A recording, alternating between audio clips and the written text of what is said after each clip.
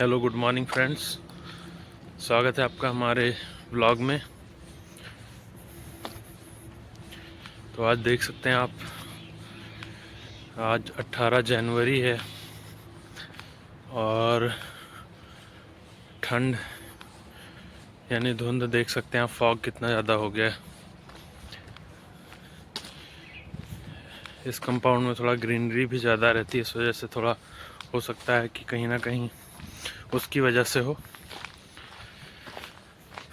और ये कंपाउंड थोड़ा ग्रीन कंपाउंड है, इसकी वजह से इसी एरिया में बस अभी जस्ट हम लोग जैसे गेट से एंटर हुए हैं 15 मिनट में इतना ढेर सारा फॉग हो गया कि क्या होता है।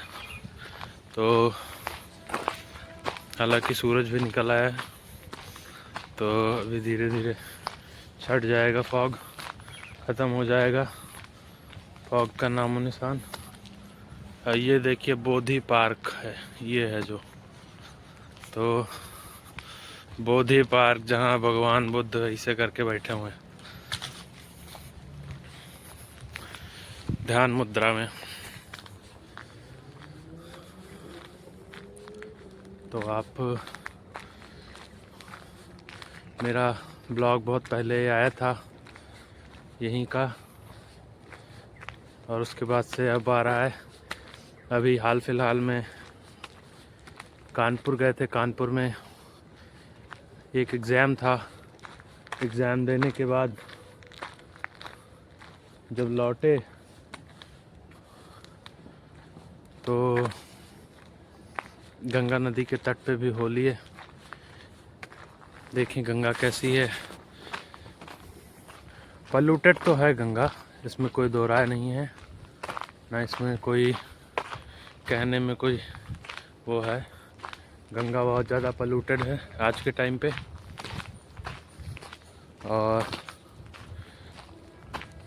और उसमें हम सभी लोगों का योगदान है किसी न किसी तरीके से, किसी न किसी रूप में, प्रत्यक्ष या अप्रत्यक्ष रूप में। तो ये सब वहाँ पे जाके महसूस हुआ कि ये केवल सरकारों के बस की बात नहीं है, ये ऐसी चीज़ है जिसमें सिटीजन्स अवेयरनेस मांगता है, यानी जो आम आदमी है उसकी जागरूकता जब तक नहीं होगी उस लेवल की, तब तक नहीं हो सकता। तो देख ही सकते हैं आप,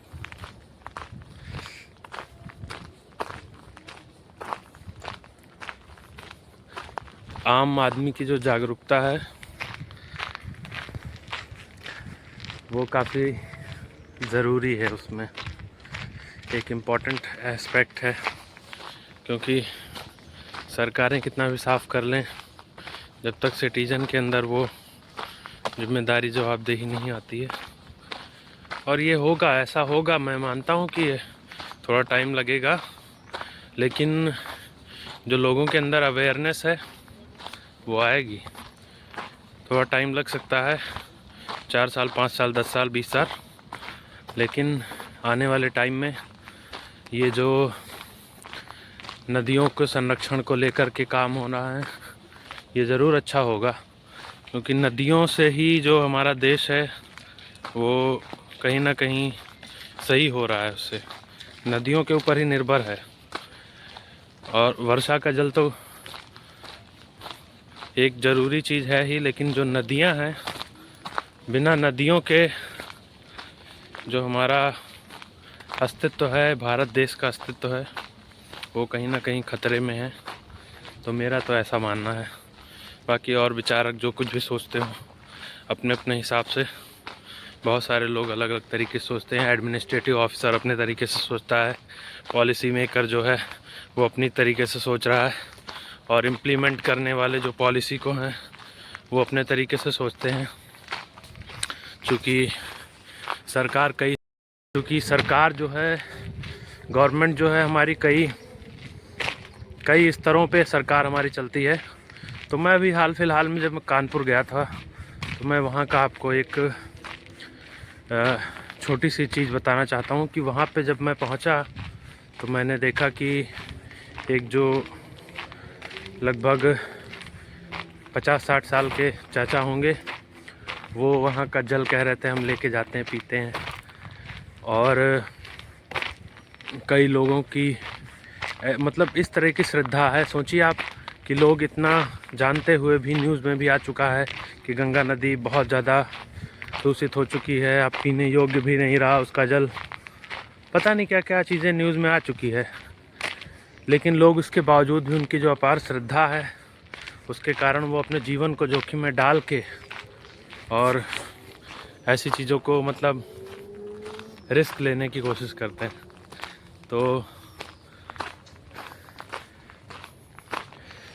तो इसके ऊपर गवर्नमेंट को ख़ास ध्यान देने की ज़रूरत है, ताकि जो समस्या है उसको जड़ से हल किया जा सके, ना कि सतही तौर पे।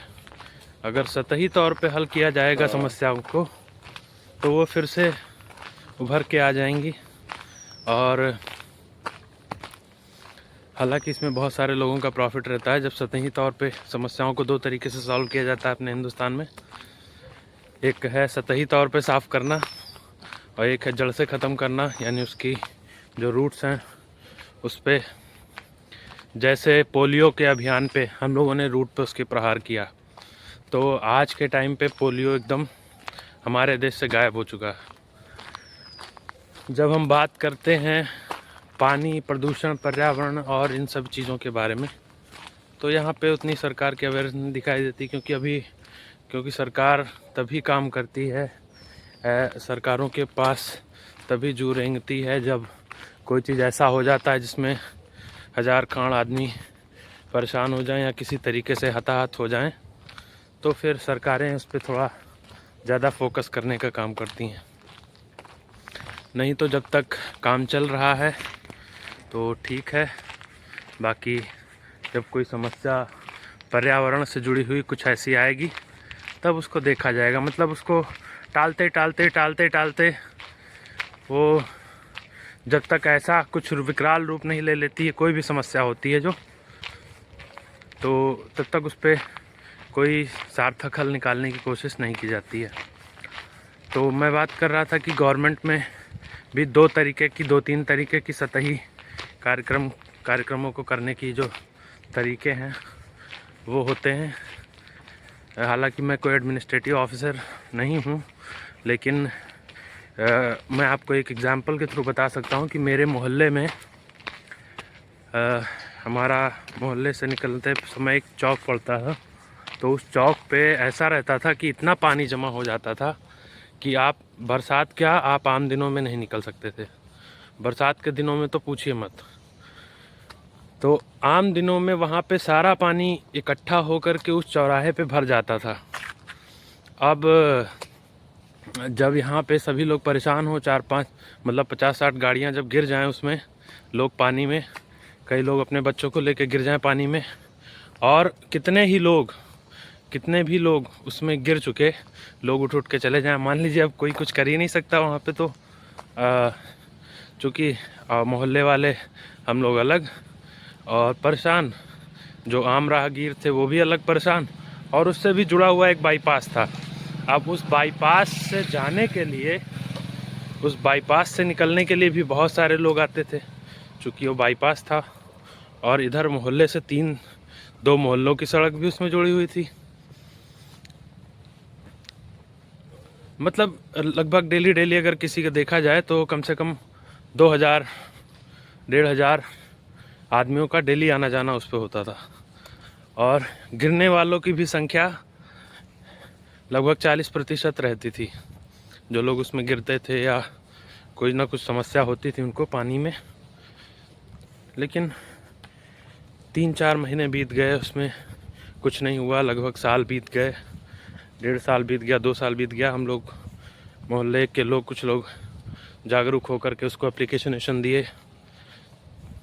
तो जब वो डीएम कार्यालय में पहुँचे एप्लीकेशन, तो वहाँ से डीएम कार्यालय से जो लिख दे, वो अपने एईजे को फ़ोन करने लगे नगर पालिका में, और वहाँ से जो ऑफिसर थे वो आ करके वो आते नहीं थे पहले, तो उसको वहीं पे कार्यक्रम को वहीं कागजी कार्रवाइयों में ही उसको निपटा देते थे कि ये यहाँ पे ऐसी ऐसी समस्या है, और उसको कागजी कार्रवाई में घुमा के उसको मतलब ऐसे ऐसे करके उनको लगभग टाइम पास कर लिया। 2 साल हो गया, तो 3 साल 4 साल हो गया, 2-3 साल हो गया। फिर कभी उसको गड्ढा क्षेत्र घोषित कर दें, कभी उसको कुछ घोषित कर दें। हालांकि फिर मोहल्ला वाले सभी लोग जागरूक हुए, कुछ धरना प्रदर्शन किया गया वहाँ पे थोड़ा सा डीएम कार्यालय पे। तब उनको लगा कि अब बात नहीं बनने वाली है, तो उन्होंने एक फ़ोन किया एजेई को, जो भी उनके ज़िम्मेदार ऑफिसर होते हैं। तो वो आई, महिला थी वो, उन्होंने नापा वापा पूरा कि ये बनेगा ये बनेगा ये बनेगा, और केवल नाप आप के वो चली गई। तो अब सोचिए 2 साल तो एप्लीकेशन दिया गया, उसके बाद 1 साल रोक के रखा, फिर एप्लीकेशन देने के बाद जब ऑफिसर के यहाँ पे बैठा गया तो फिर 6 महीना उसमें भी लगाया, और उसको नाप के चले गए। हम लोग सोचे कि अब हो जाएगा, अब एकदम हो जाएगा, अब आ ही गई है ऑफिसर, अब क्या मतलब। लेकिन वो नाप के चली गई और वो 6 महीने तक दिखाई नहीं दी वो ऑफिसर, लेडी ऑफिसर, कहीं पे कोई एक कर्मचारी नहीं आया। हम लोग जस के तस वैसी ही हालत थी, चूँकि वो बरसात में भी पानी भरता था और आम दिनों में भी पानी भरता था वहाँ पे। तो फिर उसके बाद जब कोशिश हुई ज़्यादा, तो बाद में बना। लेकिन इतनी कोशिशों के बाद सोचिए 4 साल में तो एक सरकार दूसरी सरकार का चुनाव आ जाता है, और क्या एक चौराहे की सड़क नहीं सही हो सकती? क्या एक मोहल्ले की जिधर से 1500 आदमी जा रहे हैं, 1500 1500 आदमी जा रहे हैं, डेली एक्सीडेंट हो रहे हैं 40-50, और कई पशु मारे गए वहाँ पे। तो वहाँ पे ऐसा एडमिनिस्ट्रेटिव हालात थे, और काफ़ी ज़्यादा चीज़ें बताई भी गई, डीएम एसडीएम तक को, सारे ऑफिसर्स को बताई गई। यहाँ तक कि कुछ सरकारी कर्मचारी भी उसी पानी में गिर चुके थे, वो सब भी गए बेचारे साथ में। माने सब लोग बराबर पीड़ित सभी लोग थे, लेकिन प्रशासन उस पर कोई कार्यवाही नहीं कर रहा था। तो आखिरकार बनी वो सड़क, लेकिन 4 साल बाद बनी। तो ऐसे ही कार्यक्रमों को कहते हैं सतही कार्यक्रम। जब शुरुआती जो कार्यक्रम चल रहे थे वो सारे सतही कार्यक्रम थे, लेकिन जब उसको जो बाद में 6 महीने में जो काम हुआ, वो शायद लगा कि कुछ जड़ पे प्रहार किया है, तो अब पानी रुकना वहाँ पे बंद हुआ। लेकिन इसमें प्रशासन के कोई गुड गवर्नेंस की बात नहीं है, इसमें गुड गवर्नेंस दिखाई ही नहीं देता। जब हम लोग इतने पीड़ित हो गए, उससे ज़्यादा और सारे लोग परेशान हो गए, तो गुड गवर्नेंस नाम की कोई चीज़ ही नहीं रहेगी उसमें। भाई जब सड़क ख़राब है, 1500 आदमी उस पर चोट खा गया, और उसके बाद बनी, तो फिर क्या बनी? इसको गुड गवर्नेंस कहा जाएगा? तो मुझे तो नहीं लगा कि कोई गुड गवर्नेंस है। अभी भी ये हमारा देश 1970 और 1980 के विचारों में एडमिनिस्ट्रेटिव लेवल पे जी रहा है। काम करवाना मुश्किल है अभी भी। तो ये सारी हालत है। तो गंगा नदी में भी ऐसा ही होगा ही कुछ, क्योंकि मैं गया था देखने, तो वहाँ पे ट्रीटमेंट प्लांट बनाए हुए हैं गवर्नमेंट ने, लेकिन फिर भी जो अवैध बस्तियाँ बसी हुई हैं उसके किनारे किनारे, और किसी को एकाएक उजाड़ा भी नहीं जा सकता। जो लोग बस चुके हैं उसके किनारे किनारे, वो लोग पीड़ित होते हैं केवल बाढ़ के टाइम पे। वो लोग भागते वहाँ से केवल बाढ़ के टाइम पे हैं, जब बाढ़ आ जाती है तब वो वहाँ से भागते हैं। नहीं तो उसके आसपास जो बस्तियाँ बच गई हैं, वो सारी बस्तियों ने अपनी नाली सीधे गंगा में छोड़ रखी है। ना कोई उसके पास कोई सीवर मतलब कोई सिटी प्लानिंग ही नहीं है। बड़े बड़े शहरों से होकर गंगा गुजर रही है, जहाँ जहाँ से गुजरी है वहाँ का कुछ ना कुछ इकोनॉमिक डेवलपमेंट ही हुआ है। इलाहाबाद, कानपुर, बरेली, इधर बलिया, तो जहाँ जहाँ से गुजरी है सभी जगह पे कुछ ना कुछ डेवलपमेंट का काम ही हुआ है। लेकिन वो उसका ऐसा दुर्दशा हो गई है गंगा नदी की कि उस पर केवल सतही काम हो रहा है, और कोई उसकी जो उसका जड़ है, जो औद्योगिक कचरा है, जो सीवेज लाइन का कचरा है, जो बड़े बड़े नालों का कचरा है, वो उसमें अभी भी वैसे ही प्रवाहित हो रहा है, तो फिर वो कहाँ से दिखाई देगा उसमें प्रोग्रेस।